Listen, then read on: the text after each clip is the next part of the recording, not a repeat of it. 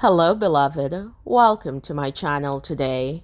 I am Anne-Marie Graham, and today I will be reading for you Chapter 2 of my book, Dreamer, Purpose Lost, Purpose Found, One Girl's Quest to Restore Humanity by Anne-Marie Graham. So, the reason why I'm doing these videos is because I felt in my heart like the Holy Spirit was telling me to share it with the world for free, narrate it myself, and publish it on YouTube. I'm not making money doing this, but I'm being obedient to God. So earlier, I gave you the introduction. I gave you the reason why I wrote this book. I gave you chapter 1, which was Dreamer is Born. So today, we're at chapter 2, Dreamer Discovers Her Purpose. Share today's chapter with a friend. One spring day, Dreamer was walking barefoot along the sandy shores of the island's famous 5 Miles beach. The sand felt squishy between her toes and awakened her senses. A feeling of calm surrounded her. Then out of the blue, she felt sick with apprehension, like something of extreme importance was missing from her life. This feeling hit her like a ton of bricks and left her breathless and weak in the knees. She did not fully comprehend what that specific thing was, but she knew she wanted more for herself. With each subsequent step she took, the desire grew more and more. By the time she got to the 3rd mile, she had encountered a woman lying on the beach. The woman was unusual for sure, and Dreamer could not recollect ever seeing such a creature before. Her hair was flaming red, with eyes as dark as night, and skin as black as a raven.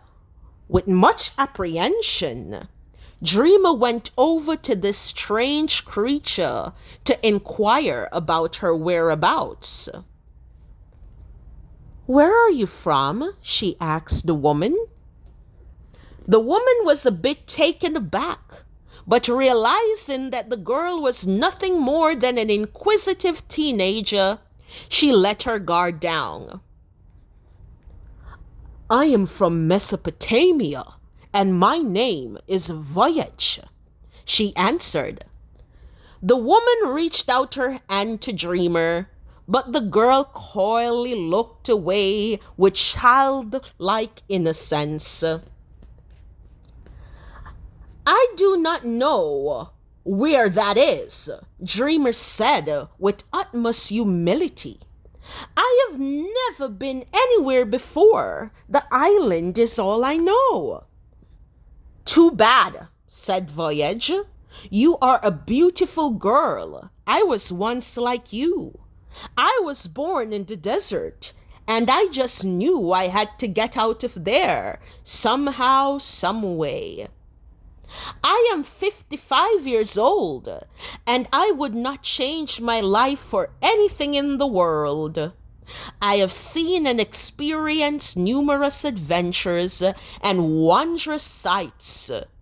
I hope you too will get to do the same." "Easy for you to say," Dreamer grumbled. "The people in Black Amorous told me I do not know my identity, and therefore I am a nobody. Surely people of my land cannot travel or experience the greater things in life." Voyage got up from the sand, picked Dreamer up, looked deeply in her eyes, and said, "I see something special within you. I will give you something someone once gave me long ago. She knelt and picked up a worn-out, weathered bag.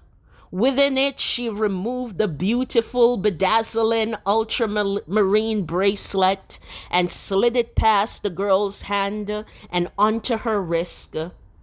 This is the stone of God. The bracelet is made from lapis lazuli. It symbolizes royalty, honor, power, spirit, vision, wisdom, and truth. As of today, you will come a little closer to knowing who you are and your purpose. Voyage instantly disappeared after placing the bracelet on the girl's hand. Not even a noise or a puff of smoke was left as evidence. The girl stood perplexed and in shock at this mystery. She thought she was hallucinating for a second, but she saw the bracelet dangling from her wrist, as real as the sand beneath her feet. On the sand was the old, weathered bag. The girl felt a bit scared, but then she thought, Voyage did not harm me. I saw kindness in her eyes that I have never seen in the eyes of another. Without looking in the bag, Dreamer picked it up and continued her evening stroll. The sun was beginning to fade, and she was eager to complete the remainder of the 5-mile walk before dusk. The more Dreamer walked, the stronger the desire grew in her heart.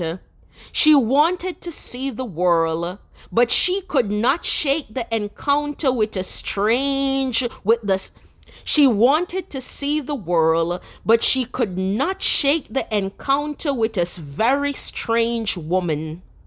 Her mind was working overtime. By the time she got to the lagoons, she was exhausted. It was as though she was carrying the world's weight on her shoulders. Though Narcissa warned her not to fall asleep on the beach, the girl had no choice as her eyelids grew too heavy to keep open. She found shelter under an isolated palm tree, using a piece of driftwood as a mat. The weathered bag functioned as her pillow. As soon as her head hit the sack, she was out. Unfortunately, the sleep proved to be but a short respite. A few hours later, the girl woke up in tears. She had a dream unlike any dream she had ever had before. Her mind raced faster than the seagulls flying in to capture a meal as she pondered the vision. Realizing that it was now well past midnight, the girl tried to return to sleep until the morning. 1 hour later, the exact same dream roused her from slumber. However, this time when she awoke, she was not only crying, but she was also shivering. The girl sighed. If this continues, I won't get any rest tonight, and I have to help my grandfather with farm work at the crack of dawn. She decided to take a short walk to let the cool ocean breeze refresh her mind. A glance upwards at the night sky made her wonder who created this vast universe. She began to feel very small and insignificant compared to the galaxy of stars, and anxiety began to make its presence known. Fortunately, her hand touched upon the calming presence of the bracelet that had now become a part of her. She immediately felt relief and a little closer to creation. Voyage indicated this is the bracelet of God and vision. Maybe this explains my dreams, Perfectly well. I will remove the bracelet and go back to sleep. As soon as she got back to her hasty shelter, she took the bracelet off and lay her head back down to sleep. Soon the new day was dawning. Dreamer woke up from her recurring dream a third time. Only this time there was no crying or shivering. Instead, she found herself echoing these words. Your purpose in life is to help people find their purpose and teach them fate. You are a fate scientist. Dreamer steered past the crystal blue waters until her eyes met the horizon. The waters were still and calm. Furthermore, something began to simmer in her heart. The dream she had was etched in her mind's eyes. It burned stronger than the flames of fire. It felt greater than her desire for love. The dream she had told her that she, Dreamer the Nobody, would one day leave Blue Rhapsody and become Dreamer the Great. Dreamer reached down and felt the bag of voyage left behind. She thought to herself, I haven't opened it as yet. And so she did. Within the confines of the bag sat a letter addressed to her. Along with the letter was a jar of sand decorated with 3 stars. 3 stars and the words, Beloved Dreamers. The letter read, Fear not, dear dreamer. Do not be afraid. I am Voyage, a messenger of the purpose giver. The dream you had is from him. You will travel the world and become a world changer. Look now on the sand of the seashore. Tonight, look upon the stars of the night sky.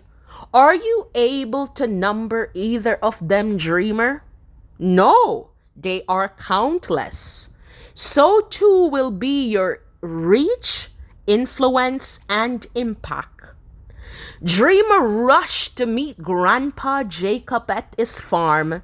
She wanted to tell him and everybody else in Black Amorous, including Narcissa, her big, beautiful dream. That, my friend, was the end of chapter 2. And believe me, I had such a wonderful time allowing the Lord to lead me as I wrote this book several years ago. I started about 7 years ago, and then I completed it. I wrote 250 pages, then I had to revamp that. God said, allow me to write through you, and then I allow him to write the book through me. And then Matt really did a good job at editing the book. So that was the end of chapter 2. Now the next chapter will be Dreamer, Don't Let Your Dream Die. Stay tuned for chapter 3 and share this video with somebody. I love you. This is Anne Marie Graham. Bye-bye.